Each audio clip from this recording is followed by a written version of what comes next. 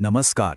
चलिए आज भारतीय संविधान की दुनिया में उतरते हैं, पर इसे सिर्फ एक भारी भरकम कानून की किताब की तरह नहीं, बल्कि एक देश को चलाने वाले ऑपरेटिंग सिस्टम की तरह समझते हैं। देखिए, किसी भी देश का संविधान सिर्फ नियमों की लिस्ट नहीं होता। ये तो उस देश की उम्मीदों, उसके सपनों और हाँ, उसकी आत्मा का आईना होता है। ये शब्द सिर्फ शब्द नहीं है, ये वो एहसास है जिसके साथ एक नया देश अपनी यात्रा शुरू कर रहा था।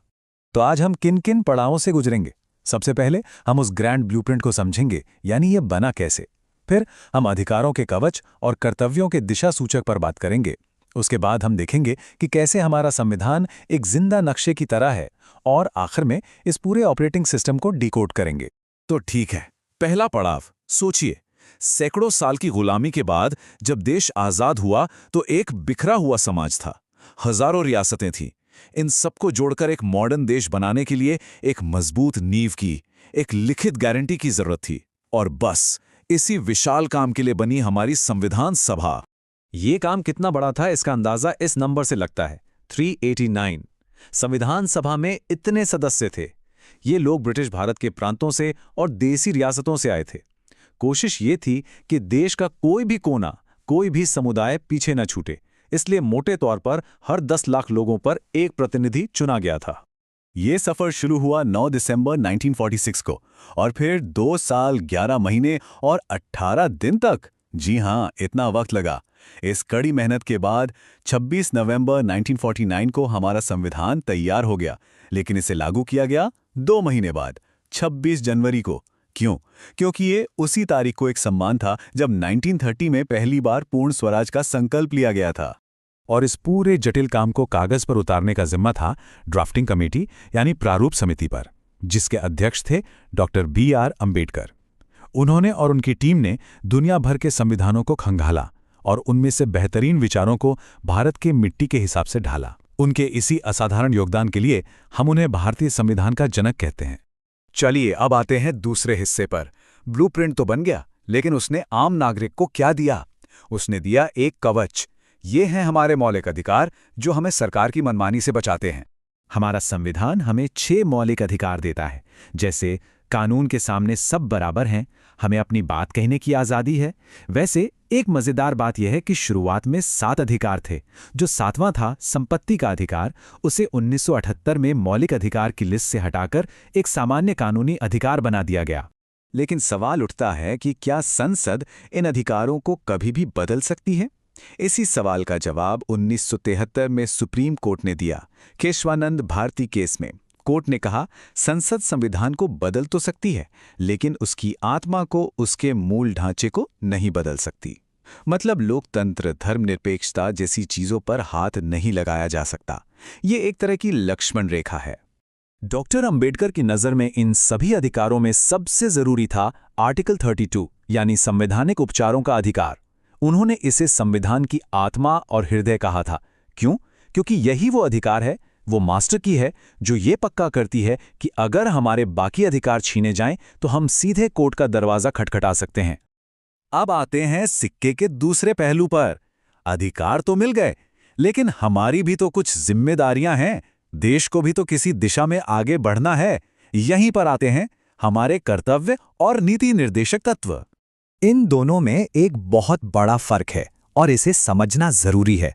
मौलिक अधिकार यानी फंडामेंटल राइट्स वो हैं जिन्हें लागू करवाने के लिए आप कोर्ट जा सकते हैं, ये आपका हक है। लेकिन डायरेक्टिव प्रिंसिपल्स यानी नीति निर्देशक तत्व वो सरकार के लिए एक नैतिक गाइड की तरह हैं। ये एक सपना दिखाते हैं कि देश को कैसा होना चाहिए। आप इन्हें लागू करवाने के लिए कोर्ट नहीं जा सकते। और इसी तरह है मौलिक कर्तव्य, जिन्हें 1976 में संविधान में जोड़ा गया।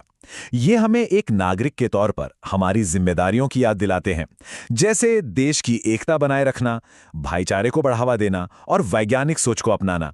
ये भी कानूनी तौर पर बाध्य नहीं है, बल्कि हमारे लिए एक नैतिक कंपास की तरह है।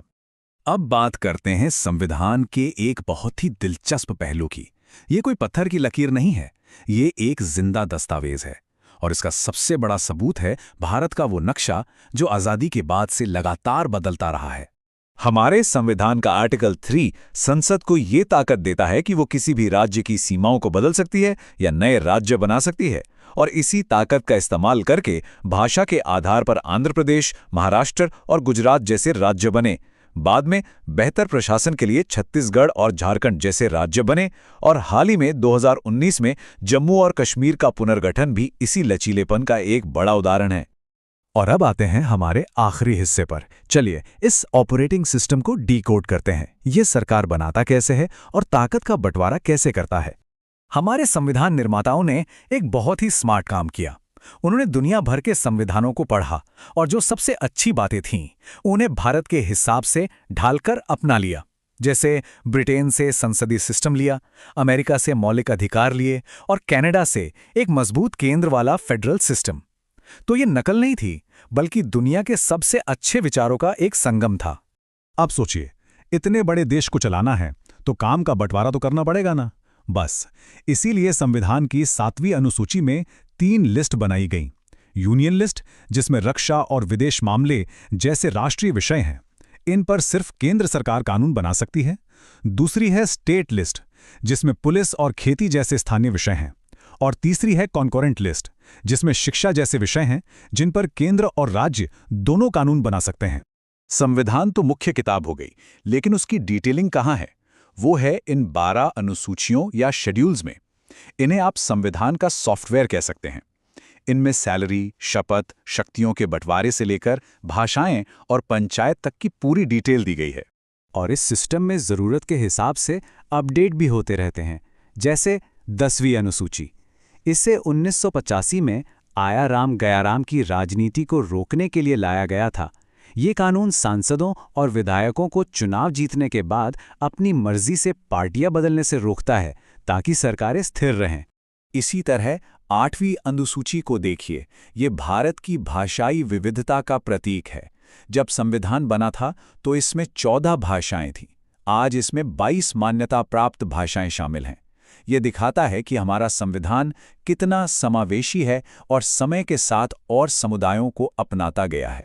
तो कुल मिलाकर सार क्या है? सार ये है कि भारतीय संविधान म्यूजियम में रखी कोई पुरानी चीज नहीं है। ये एक जिंदा, सांस लेता हुआ दस्तावेज है जिसमें 100 से ज्यादा बार बदलाव किए जा चुके हैं, ताकि ये हमेशा हमारे समाज के साथ कदम से कदम मिलाकर चल सके।